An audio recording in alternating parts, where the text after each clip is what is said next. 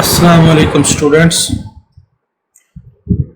बेटा आज से हम एमडी कैट ई कैट से रिलेटेड एमसीक्यू सॉल्व करेंगे जो बेटा आपके लिए हेल्पफुल होगा एंट्री टेस्ट में भी।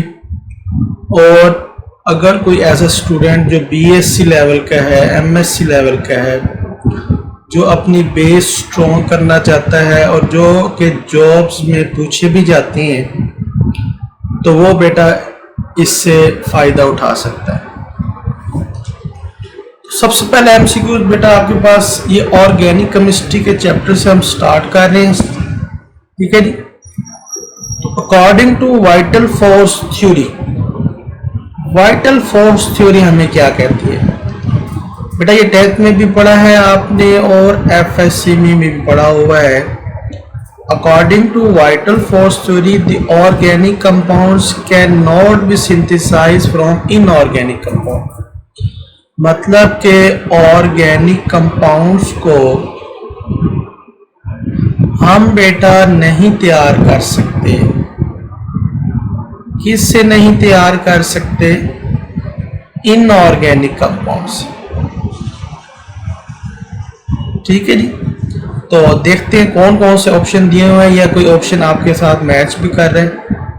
पहला है organic compounds can be synthesized from inorganic. बेटा ये कहता है ऑर्गेनिक को तैयार कर सकते हैं इनऑर्गेनिक से, जबकि ये गलत है।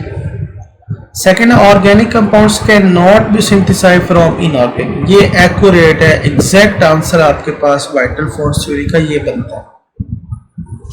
तो बेटा ये आपके पास करेक्ट आंसर।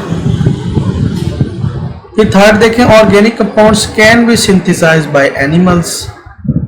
ये वाइटल फोर्स थ्योरी के अकॉर्डिंगली पॉइंट नहीं बना, हालांकि ये है ठीक कि ऑर्गेनिक कंपाउंड्स को तैयार करते हैं एनिमल से, मतलब हमें मिलते हैं ऑर्गेनिक कंपाउंड एनिमल से, लेकिन वाइटल फोर्स थ्योरी ने ये नहीं समझाया।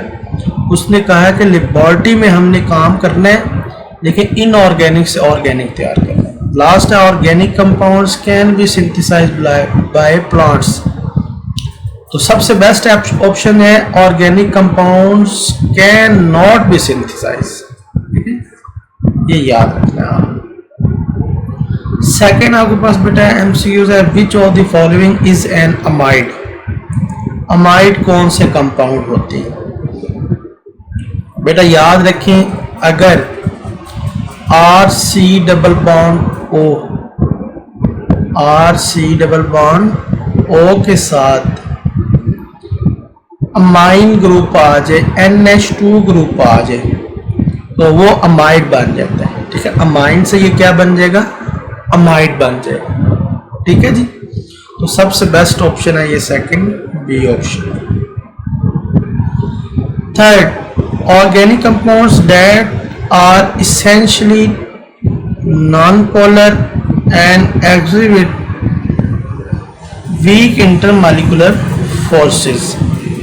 कहता है ऑर्गेनिक कंपाउंड्स हैं तो नॉन पोलर, लेकिन क्या वो वीक इंटरमॉलिक्यूलर फोर्सेस रखती हैं? तो कौन सी फिजिकल प्रॉपर्टी होगी? पहला वो कहता है लो मेल्टिंग पॉइंट। देखिए वीक इंटरमॉलिक्यूलर फोर्सेस हैं तो जल्दी मेल्ट हो जाएंगी, ठीक है। दूसरा कहता है लो वेपर प्रेशर। देखो अगर वो जल्दी टूट जाती हैं, मेल्ट हो जाती हैं, तो बॉइलिंग पॉइंट या वेपर प्रेशर उसका बेटा क्या होना चाहिए? हाई होना चाहिए। लेकिन इसने क्या दिया हुआ है? लो दिया हुआ है। वेपर प्रेशर को हाई होना चाहिए। हाई बॉइलिंग पॉइंट ये तो नहीं हो सकता, क्योंकि हमने अभी इसको डिस्कस किया है कि जल्दी मेल्ट होता है जब वीक इंटरमॉलिक्यूलर फोर्सेस होती हैं, चीज़ें जल्दी टूट जाती हैं तो जल्दी मेल्ट हो जाना चाहिए, हाई नहीं हो सकता। हाई इलेक्ट्रिकल कंडक्टिविटी, कंडक्टिविटी बेटा देखिए जब वीक होती हैं तो ऑर्गेनिक कंपाउंड्स हैं, नॉन पोलर हैं। जो कोवेलेंट कंपाउंड्स होते हैं वो इतने हाईली इलेक्ट्रिकल कंडक्टिविटी नहीं रखते, उनकी कंडक्टिविटी बेटा क्या होती है? लो होती है, ठीक है। तो सबसे बेस्ट जो ऑप्शन है आपके पास लो मेल्टिंग पॉइंट का ऑप्शन। फिर आगे fourth, petroleum is a mixture of. अब बेटा हम इसे पढ़ते तो ऑर्गेनिक केमिस्ट्री में लेकिन ये मिक्सचर किस चीज का होता है बेटा? आपने पढ़ा हुआ है ऑक्टेन, ठीक है जी। ऑक्टेन जो होता है इसके एंड पे आता है ANE। अब बेटा देखें ANE अगर आ रहा है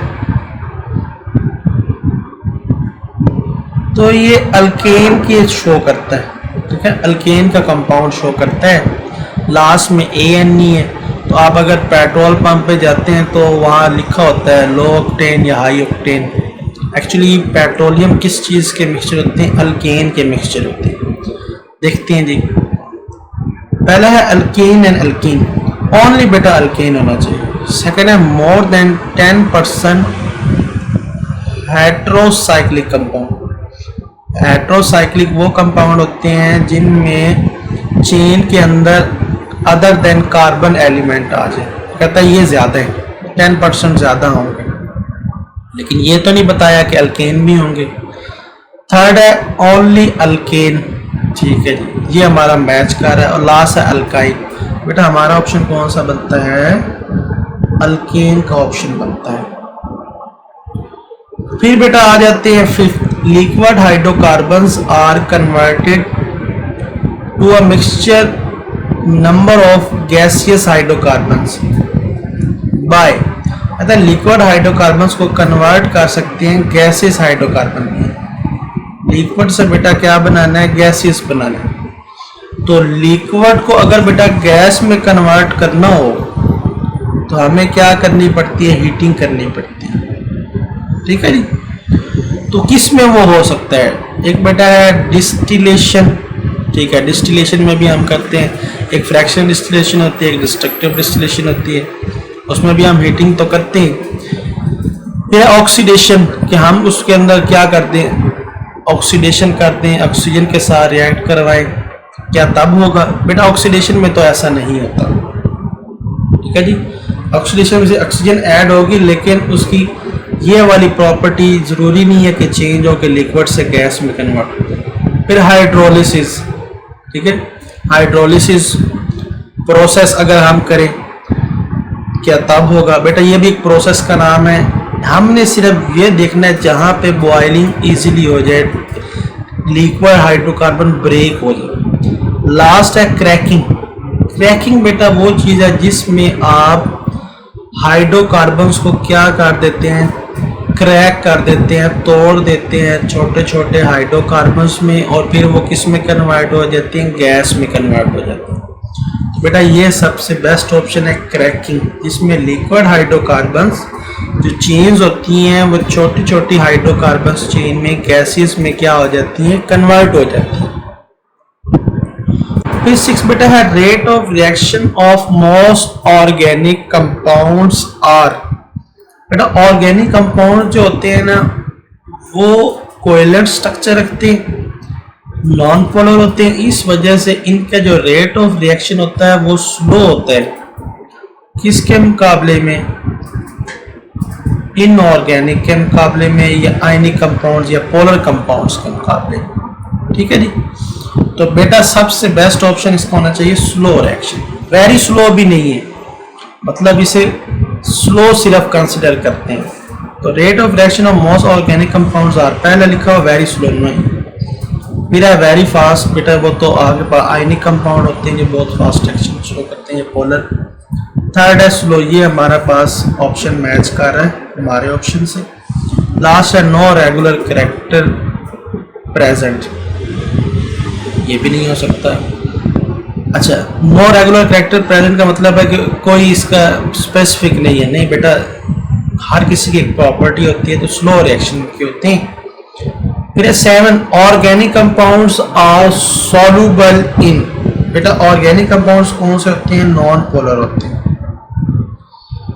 जब बेटा ये नॉन पोलर होंगे तो नॉन पोलर में ही बेटा इन्हें क्या होना है? सॉल्युबल होना है। पहला है पोलर सॉल्वेंट, दूसरा है नॉन पोलर सॉल्वेंट।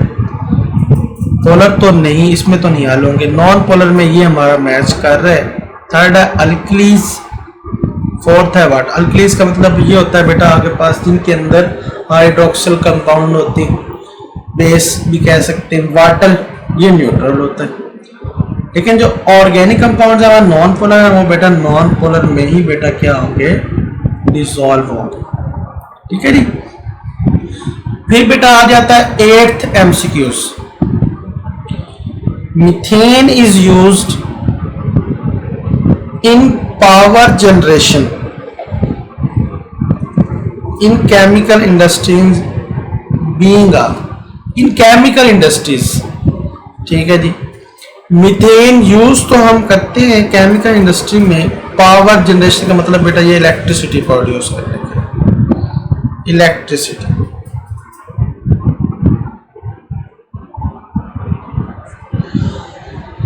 अच्छा, अब इससे रिलेटेड देखते हैं क्या हम नेचुरल गैस है ये मीथेन। ठीक है, हम इसे नेचुरल गैस कंसिडर करते हैं। 85% ये मोस्टली CNG जो आप घर में गैस आती है, ठीक है, सुई गैस जिसे हम कहते हैं, उसके अंदर 85% मीथेन होती है, जिसे हम नेचुरल गैस भी कहते हैं। गुड कैलोरिक वैल्यू, बेटा हम घर में यूज़ करें इसकी वैल्यू अच्छी है, मतलब कि इग्निशन इसको जल्दी मिल जाता है। ठीक है, अच्छी हीट देती है, तो गुड कैलोरिक वैल्यू है। चीपर, ठीक है बेटा, ये इजीली अवेलेबल है, इस वजह से ये सस्ती भी है, चीपर है, और इसकी वजह से ये सारे पॉइंट ठीक है, तो हम कहेंगे ऑल ऑफ दिस। ठीक है जी।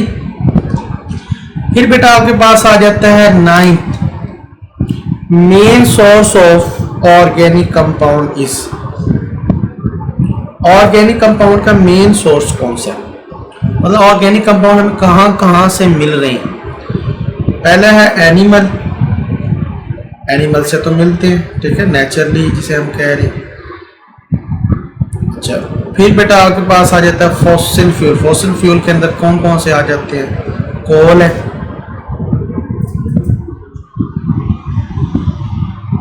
पेट्रोल है, और बेटा क्या है, गैस है। फॉसिल फ्यूल बेटा वो फ्यूल होते हैं जो under the earth crust animal के वुड के चेंज होने से, मोस्टली हम वुड लेते हैं, ठीक है, वुड कन्वर्ट हो जाता है पीट में, लिग्नाइट में। तो इसकी डिफरेंट क्या हैं, वो स्टेप्स हैं। जो वुड अगर कन्वर्ट हो जाए फॉसिल फ्यूल में, कोल में, पेट्रोल में, गैस में, तो यहाँ से भी ये भी सारे कौन से कंपाउंड हैं, ऑर्गेनिक कंपाउंड है। कोल से कोल तार हमें मिलता है, पेट्रोल आपको पता है, ये सारे ऑर्गेनिक कंपाउंड, इसमें ऑक्टेन आ जाता है। गैस जिस तरह आपके पास मीथेन होंगे। फिर है कोल, वही फॉसिल फ्यूल का एक लिख दिया ऑप्शन कोल। और फिर आगे पास है जी प्लांट्स। ये हम कहता है मेन सोर्स कौन सा, तो फॉसिल फ्यूल के अंदर काफी सारे आ रहे हैं आपके पास, तो मेन सोर्स आपके पास क्या है, फॉसिल फ्यूल मिलता है सब सही है, लेकिन उसका मेन सोर्स जिसमें सबसे ज्यादा मेरा तो फॉसिल फ्यूल, तो उसके अंदर फिर कोल, पेट्रोल और गैस का ऑप्शन आ जाता है। फिर है 10th, coal is produce after a long time decay of. Coal कब बनता है, हम किसके लिहाज से कोल, आपको पता है कोयला बनता किससे है, लकड़ी को जब हम जलाते हैं तो कोयला बनता है, ठीक है। तो जो आपके पास फॉसिल फ्यूल है उसके अंदर जो कोल है उसकी मोस्टली हम मैन्युफैक्चरिंग किसके लिहाज से लेते हैं, वुड के लिहाज से। तो पहला ऑप्शन है एनिमल, एनिमल से ऑर्गेनिक कंपाउंड से मिलते हैं लेकिन कोल नहीं मिलता। फॉसिल, ठीक है, फॉसिल फ्यूल, फॉसिल के अंदर खुद एक ये कोल आ जाता है। तो वुड, तो हम कोल के लिए ज़्यादा ऑप्शन कौन सा लेते हैं, वुड लेते हैं। लकड़ी जब कन्वर्ट होती है तब कोल बनता है। अब जितने भी आपके पास बेटा ये ट्रीज हैं, अंडर जब ये डेड हो जाते हैं, अंडर द अर्थ क्रस्ट दब जाते हैं, ठीक है, चेंज हो जाते हैं, कन्वर्ट हो जाते हैं। किस में कन्वर्ट होते हैं, होते तो फॉसिल फ्यूल में ही है, लेकिन फॉसिल फ्यूल के अंदर किस में कन्वर्ट होते हैं जी, कोल में कन्वर्ट होते हैं। फिर ऑल ऑफ द अबव, सबसे बेस्ट ऑप्शन इसमें फिर बेटा क्या है, वुड है आपके पास, ठीक है। नेक्स्ट है हमारे पास MCQs number 11, crude oil is blackish coloured liquid produced after the decay of organic matter present between.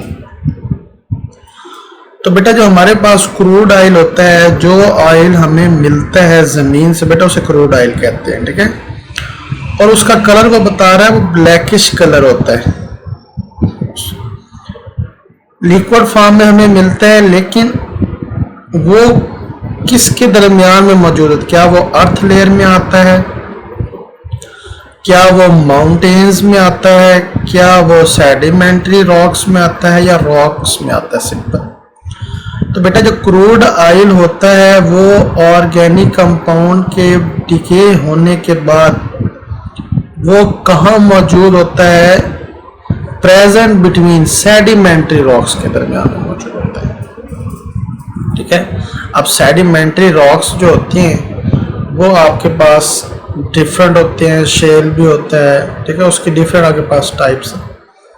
जहाँ पे आपके पास सेडिमेंट्री रॉक्स हो जाएंगे उनके दरमियान में आपके पास क्या मिलेगा? क्रूड ऑयल मिलेगा। और याद रखें बेटा, जहाँ से क्रूड ऑयल मिलता है वहाँ से हमें गैस भी मिलती है। ठीक है, गैस हल्की होती है, इस वजह से वो पहले हमारे पास होती है। ऊपर आपके पास गैस की लेयर होती है, नीचे आपके पास पेट्रोल की या क्रूड ऑयल की लेयर होती है। ठीक है, तो सेडिमेंट्री रॉक्स अक्सर कहा जाता है। फिर आपके पास 12 IUPAC name of isooctane is. अब बेटा उसने खुद ही कह दिया है कि आईयूपैक नेम तो बनाए लेकिन आइसोऑक्टेन के। तो बेटा ऑक्टेन होगा लेकिन आइसो मतलब कि ब्रांच फॉर्म में होगा। और आइसो का मतलब बेटा समझ लें, अगर स्ट्रेट चेन में सेकंड कार्बन के साथ ब्रांच लग जाए तो उसे हम आइसोऑक्टेन बोल देते हैं। ठीक है, चलिए अब आइसोऑक्टेन बनाएंगे लेकिन उसका नाम हमने बताना है international union of pure and applied chemistry के अकॉर्डिंगली। आपको पता है ऑक्टेन क्या होता है? पहले हम बना के देखते हैं। ऑक्टेन 8 कार्बन होती है, लेकिन हमारे पास जो ऑक्टेन की स्टेट चेन के बाद जब उसको हाईली ऑक्टेन में कन्वर्ट किया जाता है, उसकी ब्रांचेस बनाई जाती हैं, तो क्या करते हैं? 1 2 3 4 और 5। आपने बेटा रिफॉर्मिंग में भी पढ़ा होगा कि ऑक्टेन को हम ब्रांच में चेंज करते हैं। ठीक है, तो ब्रांच में चेंज करने के लिए हमारे पास एक तो ये देखिए ना 1 2 3 4 5, सेकंड के साथ आपने 2 ब्रांच लगानी है। अब कितनी आपके पास कार्बन होगी? 5 ये 6 7 और एक आपके पास बेटा रहती है, और वो आपने बेटा पढ़ी है, वो किस पे लगती है? 4 पे लगती है। इसे हम कॉमन में बोलते हैं आइसोऑक्टेन। जबकि बेटा ये कॉमन वर्ड है, मतलब कॉमन नेम है। जबकि आयोपेक में इसका नाम क्या होता है? 2 डाईमिथाइल, मतलब कि 2 ये है, एक 4 पे भी है, तो 2 2 4 ट्राई मिथाइल होगा। ठीक है, ट्राई मिथाइल। और फिर जो रह जाती है स्टेट चेन, जिसको फिर बाद में एन पे नेम देते हैं, तो वो टोटल कितनी है? 5। तो आप सिंपल बेटा लिखते हैं पेंटेन। तो जो ऑक्टेन नंबर होता है ना, वो होता तो आपके पास n ऑक्टेन स्ट्रेट है, लेकिन हम फिर उसकी रिफॉर्मिंग करते हैं। उसका हमने क्या करना होता है? स्ट्रेट से ब्रांच में लेके आना होता है। तो हम आइसो बनाने के लिए सेकंड के साथ 2 कार्बन लगा देते हैं। ठीक है, और एक हम 4 के साथ भी कार्बन लगा देते हैं, तो उसका जो आयोपेक नेम बनता है, आइसो तो है। ठीक है, ये देखिए ये भी आइसो 1 2 पे इधर भी लग रही है, सेकंड लास्ट के साथ एक कार्बन लगी हुई है। ठीक है, तो ये आइसोऑक्टेन हो गया। अब उसका जो नेम बनेगा वो फिर कौन सा बनेगा देखते हैं कि मैच कौन सा कर रहा है। 2 4 4 नहीं, हमारे पास तो है 2 2 4। तो बेटा 2 2 4 ये भी है, 2 2 4 ये भी है, 2 2 4 ये भी है। ठीक है, लेकिन आगे हमें देखना है ट्राई मिथाइल पेंटेन। तो 2 2 4 ट्राई मिथाइल पेंटेन ये हमारा करेक्ट आंसर है। बाकी देखें 2 2 4 ट्राई मिथाइल हेक्सेन नहीं, 2 2 4 ट्राई मिथाइल ऑक्टेन नहीं। ठीक है, तो ये आपके पास करेक्ट आंसर बन रहा है सेकंड।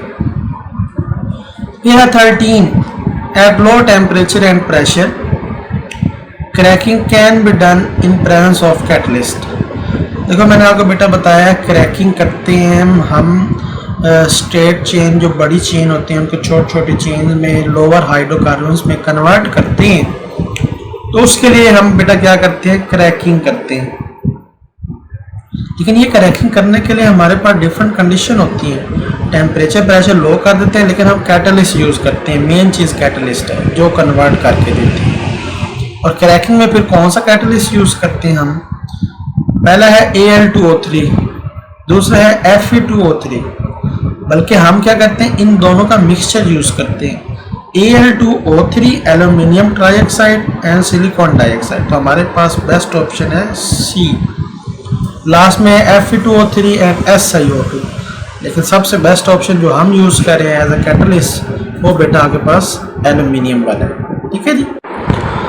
नेक्स्ट है जी 14, the problem of knocking of petroleum can be overcome by which method. देखिए नॉकिंग हमने कम करनी है। नॉकिंग का मतलब ये होता है कि अगर हमने ऐसा ऑयल यूज़ किया है या पेट्रोल यूज़ किया है जिससे आपके इंजन में एक आवाज़ प्रोड्यूस हो रही है, एक साउंड प्रोड्यूस हो रहा है, नॉकिंग सी हो रही है, ठीक है, उसकी वजह क्या है और उसको फिर कैसे रिड्यूस किया जा सकता है। तो हमें क्या करना है देखते हैं जी। पहला है इम्प्रूविंग ऑक्टेन नंबर। ठीक है जी, मतलब कि आप अच्छे ऑक्टेन नंबर का पेट्रोल यूज़ करें। सेकंड है एडिंग TEL। TEL का मतलब है tetra ethyl lead, LED lead. ठीक है, तो बेटा हमने इंजन में तो अब ये काम नहीं करना है ना कि आपका जो इंजन है उसके अंदर नॉकिंग हो रही है। तो आपको अब पेट्रोल तो जो लिए है वो आप यूज़ कर रहे हैं, लेकिन आप क्या करें, बेहतर ये है उसके अंदर ये कैटलिस्ट यूज़ कर लें, टेट्राइथाइल लेड। थर्ड है रिफॉर्मिंग, मतलब आप स्टेट से ब्रांच में ले आए, मतलब ये कंडीशन चेंज करें, उसके प्रोसेस रिफॉर्मिंग करें, या हाईली ऑक्टेन नंबर उसका बनाएं, या ऑल ऑफ दिस। ठीक है, या आप क्या करते हैं, सारी चेंजेस करते हैं। अब बेटा देखें इस प्रॉब्लम को रिमूव करना है, अगर तो आपने स्टार्ट में ही रिमूव करना है, पेट्रोल को नॉकिंग को कम करना है। ठीक है, तो आप स्टार्ट में ही क्या करें, ये तीनों में से एक काम कर सकते हैं। ऑक्टेन नंबर को भी इम्प्रूव कर सकते हैं, टेट्राइथाइल लेड भी यूज़ कर सकते हैं, रिफॉर्मिंग भी यूज़ कर सकते हैं ये प्रोसेस पे। तो ऑल ऑफ दीज ये तीनों हमारी हेल्प करते हैं पेट्रोल की कंडीशन ठीक करने में, नॉकिंग कम करने में। फिर है हमारे पास 15, which is an efficient anti knock agent. वो कहता है सबसे बेस्ट फिर कौन सा है। ठीक है, पहला है अ complex mixture of liquid hydrocarbons. क्या हम उस नॉकिंग को ख़त्म करने के लिए अच्छा सा मिक्सचर ऑफ लिक्विड हाइड्रोकार्बन्स का, बेटा इससे तो हमें नहीं पता लगेगा ना कि कौन कौन से हाइड्रोकार्बन्स आ गए, शायद नॉकिंग वाले भी आ गए हों। सेकेंड है टेट्राइथाइल लेड, ये तो मैंने आपको बताया सबसे बेस्ट ऑप्शन होता है, ये एंटी नॉकिंग एजेंट है। ठीक है, नॉकिंग नहीं करने देता, ये तो बेस्ट ऑप्शन है। और देखते हैं एन ऑक्टेन, बेटा स्ट्रेट चेन हमने नहीं यूज़ करनी। आइसोक्टेन भी हम यूज़ कर सकते हैं, लेकिन वो कौन सी आइसोक्टेन है, 2,2,4 टेट्राइथाइल है, मतलब कि उसकी ये नहीं बताया कि कौन सी वाली आइसो है, उसके अंदर कितनी ब्रांचेज हैं। ठीक है, तो सबसे बेस्ट ऑप्शन है टेट्राइथाइल लेड। फिर है 16, chemical properties of first member of homologous series with respect to other members are. Homologous series बेटा वो सीरीज होती है जिसमें एक ही सीरीज के अंदर सिर्फ CH2 का डिफरेंस आता है। फॉर एग्जांपल अल्केन की हम सीरीज लेते हैं, अल्केन की। अब अल्केन का जो सा भी मेंबर होगा उसमें जाहिर बात है कौन सा बॉन्ड होना है, सिंगल बॉन्ड होना। मीथेन है, प्रोपेन है, ब्यूटेन है, पेंटेन है, हेक्सेन है। तो मीथेन, इथेन, प्रोपेन कोई भी आपके पास कंपाउंड है लेकिन वो है तो सिंगल बॉन्ड रखता है। जब बॉन्ड सेम होगा तो केमिकल प्रॉपर्टीज याद रखें उस सीरीज की फिर क्या होगी, सेम होगी। बॉन्ड सिंगल होने की वजह से ये केमिकल प्रॉपर्टीज हमेशा सेम रहती है, ठीक है। सेकंड वो कहता है डिफरेंट नहीं, depend upon number of carbon atom नहीं, depend upon number of hydrogen नहीं, डिपेंड करता है बॉन्ड पे, ठीक है। बॉन्ड जब अल्केन के जितने भी कंपाउंड है सीरीज में उनके पास सिंगल है तो फिर केमिकल प्रॉपर्टीज सेम है। ये जो होता है ना, कार्बन डिफरेंट हो जाए, हाइड्रोजन डिफरेंट हो जाए, इससे फिजिकल प्रॉपर्टी चेंज होती है, एक प्रॉपर्टी सेम रहती है। नेक्स्ट बेटा है आपके पास 17 MCQs। The process used to improve the quality of gasoline। अगर बेटा गैसोलीन का मतलब ये होता है पेट्रोल जिसे हम कहते हैं, ठीक है। अगर इसकी क्वालिटी हमने इंक्रीज करनी है, मतलब अच्छी क्वालिटी में लेके आना है, तो एक प्रोसेस करते हैं, उसका नाम बेटा होता है रिफॉर्मिंग, ठीक है। रिफॉर्मिंग की डेफिनेशन ही यही है, the improvement of gasoline quality, ठीक है। तो थर्मल क्रैकिंग के जरिए से कर सकते हैं, ये वाला प्रोसेस होगा, रिफॉर्मिंग प्रोसेस होगा, स्टीम क्रैकिंग होगी, ये कंबस्टनिंग होगी। कंबस्टनिंग से तो बेटा बिल्कुल ही वो क्या हो जाएगी, इवेपोरेट हो जाएगी, इससे तो रिफॉर्मिंग गैसोलीन की क्वालिटी अच्छी नहीं हो सकती। तो सबसे बेस्ट आगे पर रिफॉर्मिंग एक ऐसा प्रोसेस है जिसमें हम ऑक्टेन नंबर की क्वालिटी को क्या करते हैं, इम्प्रूव करते हैं, ठीक है। फिर 18 the metallic sound produced by engine जो साउंड प्रोड्यूस करता है, मेटालिक साउंड प्रोड्यूस करता है due to pre ignition of fuel, ठीक है जी। प्री इग्निशन का मतलब बेटा होता है जब फ्यूल हीट देने की कोशिश करता है थ्रू इग्निशन, ठीक है। जब उसको इग्निशन मिलेगी, फायर मिलेगी, उस दौरान जो साउंड प्रोड्यूस हो उसे हम बेटा क्या कहते हैं, नॉकिंग कहते हैं, ठीक है। ये किस्म की क्या होगी, नॉकिंग की डेफिनेशन होगी। तो फर्स्ट ही आपके पास बन रहा है नॉकिंग। रिफॉर्मिंग तो बेटा एक प्रोसेस है, क्रैकिंग भी एक प्रोसेस है, ठीक है। और फिर वो कहता है ए एंड सी, नो बेटा सिर्फ नॉकिंग जो साउंड प्रोड्यूस होता है। फिर है 19 which one of the following compound show intense knocking. कहता है इंटेंस नॉकिंग, नॉकिंग तो होती है बाकियों से भी, लेकिन इंटेंस सबसे ज्यादा नॉकिंग किससे होती है, एन पेंटेन। ये ऑक्टेन नंबर बेटा इसका काम है, नॉकिंग इससे भी होगी, स्ट्रेट चेन है, लेकिन इंटेंस है वो जरा देखते हैं किससे होती है। आइसोहेप्टेन ये ब्रांच है, इससे नॉकिंग काम होगी, जहां भी ब्रांच आ जाए वहां नॉकिंग काम होती है। आइसोऑक्टेन इसमें भी नॉकिंग काम होगी। एन हेप्टेन एक बेटा ये स्ट्रेट है और ऊपर से फिर इसकी चेन बहुत बड़ी है, ठीक है। हेप्टेन है 7 है, जबकि एन पेंटेन में 5 है। तो सबसे ज्यादा आपके पास नॉकिंग किसमें होगी, डी ऑप्शन में, एन हेप्टेन में। फिर है MCQs number 20 which of the following can be used as anti knocking agent. Anti knocking agent में हम कौन सा यूज करते हैं बेटा, एंटी नॉकिंग एजेंट में ज्यादातर हम जो प्रॉपर्टी जिसकी कंसिडर करते हैं वो होता है लेड। अब देखते हैं लेड किस किस में आ रहा है। वैसे तो टेट्राइथाइल लेड भी है, काफी सारे लेड की कंपाउंड्स यूज करते हैं। तो lead dichloride PbCl2, tetra ethyl lead भी है। अच्छा फिर आगे पास है, ये आगे पास 2 टाइम इथाइल लेड है, ठीक है। ये ऑल ऑफ द अबव बेटा सब में लेड आ रहा है, तो हम मोस्टली लेड की से रिलेटेड कंपाउंड को यूज करते हैं, लेकिन मोस्टली यूज करते हैं वो टेट्रा इथाइल यूज करता है, लेकिन सब यूज करने में फिर हम कहते हैं ऑल ऑफ द अबव। आज के दिन हम 25 करेंगे, तो 20 हमारे पास हो गए। 20 एमसीक्यूज क्या है जी, octane number can be improved by, हम इम्प्रूव कर सकते हैं ऑक्टेन नंबर को कौन से प्रोसेस से, आइसोमराइजेशन। बेटा आइसोमराइजेशन का मतलब ये होता है कि मॉलिक्यूलर फार्मूला सेम हो, molecular formula same but structure formula different, ठीक है। तो हम क्या करते हैं, स्ट्रक्चर चेंज करते रहते हैं, ब्रांच लेके आते रहते हैं, तो आपके पास प्रॉपर्टी चेंज होती रहती है। ऑक्टेन नंबर अच्छा होता है, ठीक है।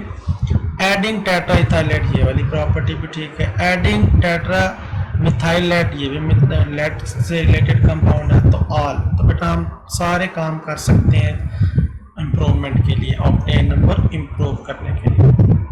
फिर आ जाता है 22, an octane number of 100 is given to. बेटा 100 ऑक्टेन नंबर या 100 ऑक्टेन नंबर का पेट्रोल डाल दें, तो एक्चुअली वो कौन सा होता है 100 ऑक्टेन नंबर वाला, वो आपके पास बेटा होता है, देखते हैं जी इसमें कौन सा ऑप्शन बन रहा है। एन ऑक्टेन होता है, या आइसो ऑक्टेन होता है, या बेटा आइसोहेप्टेन होता है, या बेटा एन हेप्टेन होता है, ठीक है।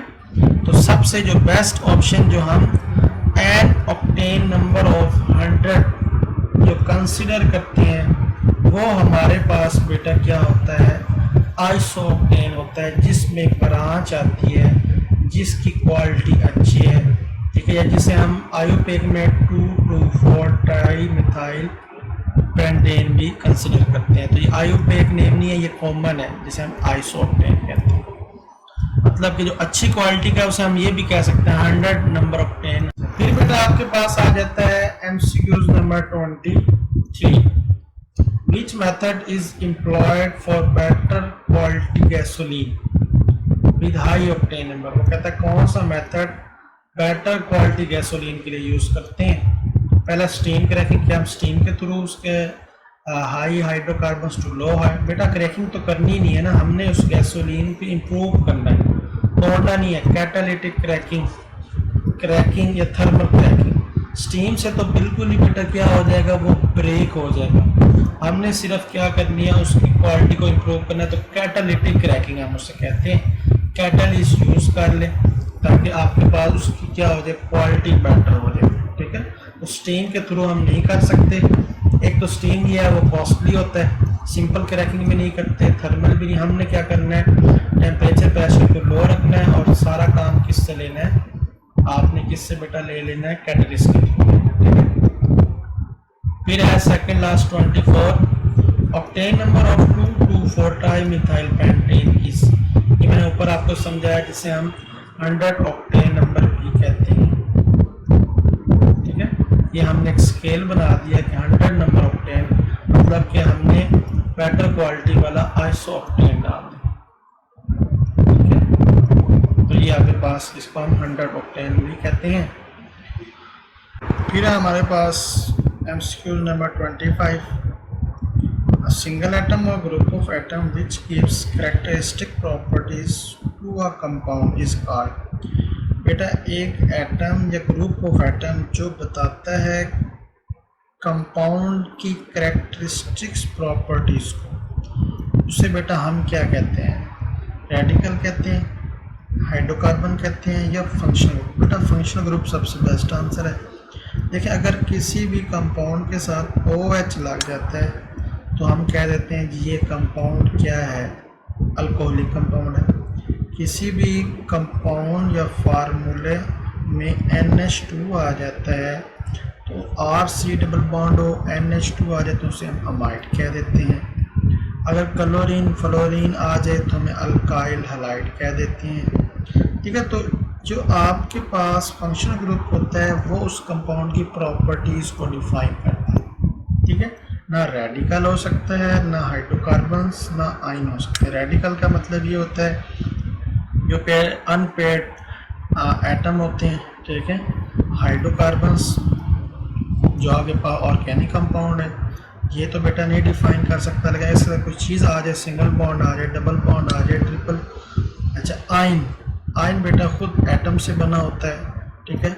तो हमारे पास जो ऑर्गेनिक कंपाउंड की प्रॉपर्टीज डिफाइन करता है वो फंक्शनल ग्रुप डिफाइन करता है। तो आज तक बेटा हमने अब तक जो MCQs किए हैं वो कितने किए हैं, 7 चैप्टर ऑर्गेनिक केमिस्ट्री के 25,